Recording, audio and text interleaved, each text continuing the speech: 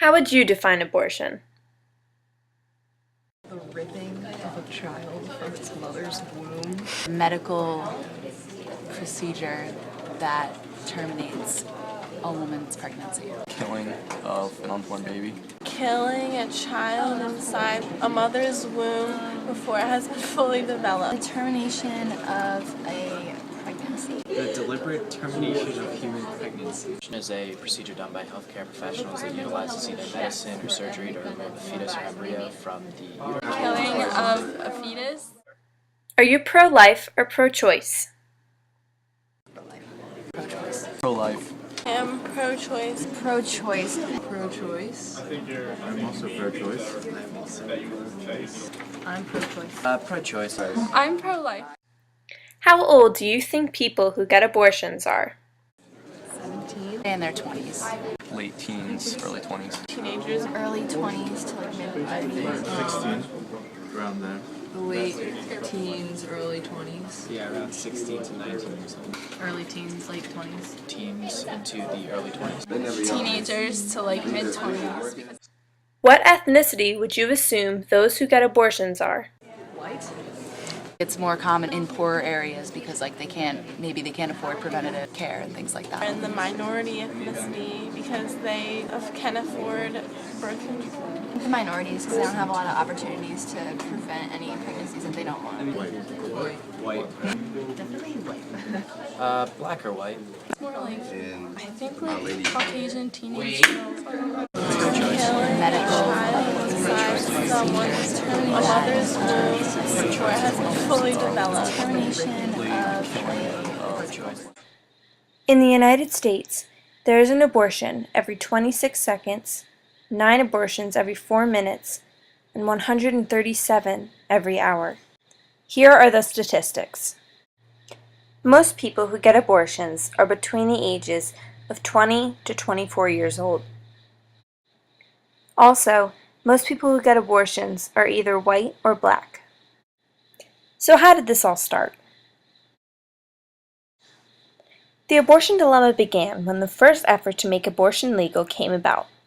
The American Law Institute proposed making abortion legal for mental or physical risk to the mother, rape, incest, and deformities. Some states took this model above and beyond that, allowing for abortions to be conducted as long as the fetus was not viable. In the Supreme Court ruling Roe v. Wade, abortion was ruled a right of privacy and was not to be prohibited in the first trimester of pregnancy. During the second and third trimester, however, the states could dictate restrictions on it. The looser restrictions on abortion sparked the pro-life argument, which started this seemingly never-ending battle on abortion. There are two sides to this argument. There's pro-life and pro-choice. The pro-life argument is that life begins at conception. Therefore, abortion is the killing of innocent lives. A big part of their argument is that there are other options for families that cannot care for a child, such as adoption. They feel that the government should continue to protect the lives of these unborn children because the Constitution gives them the authority and responsibility to do so. Now, the pro-choice argument is that the government should not limit their right to have an abortion, that it should be their choice on whether or not they're able and ready to become parents. They feel that the people will find a way to get an abortion no matter what the law says, affecting the welfare of our citizens if they resort to unsafe and dangerous methods to go against the law. Attempts to come to an agreement on the abortion dilemma have been mostly unsuccessful. For example, there was a case in North Dakota in which Governor Jack Durrell signed a law that would almost ban abortion and signed bills, the most extensive being a law which does not allow abortion as soon as a fetal heartbeat is detectable, which can be as early as 6 weeks into a pregnancy. Another example is the Partial Birth Abortion Ban Act. Introduced by Senator Richard Santorum, this act made the abortion procedure dilation and extraction illegal. These two ideas are flawed, in that one was too extreme and went against the Roe v. Wade decision, and the other was used around the 2004 election time period. Bush vowed to sign it, and it became a ticket enhancer. Most of these bills and laws are not necessarily what is best for the American people. It's what's best for the elections. So my solution to abortion would be to overturn the Roe v. Wade court decision and base my solution more so on pro-life ideas. I think I'm more so pro-life in that I believe a life is a life, no matter how far along it is, and I believe that life begins at conception. Therefore, I feel that the life of an unborn fetus is protected by the Fifth Amendment. And in the Fifth Amendment of the Constitution, it states that no person shall be deprived of life, liberty, and property without due process of the law. And that was from cornell.edu. I interpret it as a protection of that life. Therefore, I think that abortion should be illegal.